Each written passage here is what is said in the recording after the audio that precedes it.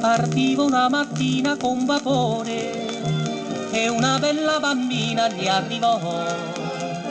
Vedendomi la fa: scusi signore, perdoni, le di fiore, sì lo so. Lei torna a casa lieto, bello vedo, ed un favore piccolo qui chiedo. La porti un bacione a Firenze, che l'è la mia città, che in cuore ho sempre qui. La porti un bacione a Firenze, lavoro sol per rivederla un dì. Son figlia d'emigrante, per questo son distante, lavoro perché un giorno a casa tornerò.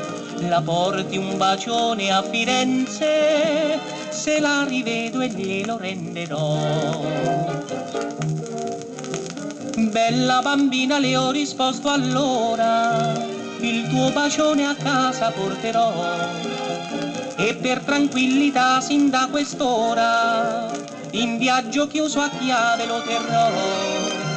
Ma appena giunto a casa, te lo giuro, il bacio verso il cielo andrà sicuro.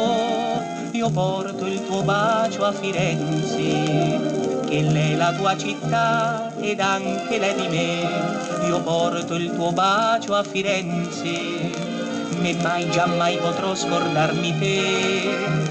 Sei figlia d'emigrante, per questo sei distante, ma sta sicura un giorno a casa tornerai. Io porto il tuo bacio a Firenze, e da Firenze tanti baci avrai. L'è vera questa storia, e se la un fosse, la può passar per vera sol perché so bene i lucciconi e quanta tosse, e a chi distante dalla patria è. Così ogni fiorentino che è lontano, vedendoti partir ti dirà piano. La porti un bacione a Firenze, gli è tanto che non ci può, ci crede, più non ci sto. La porti un bacione a Firenze, e non vedo l'ora quando tornerò.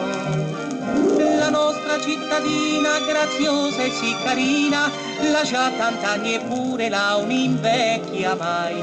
Io porto i bacioni a Firenze di tutti i fiorentini che incontrai, di tutti i fiorentini che incontrai, di tutti i fiorentini che incontrai.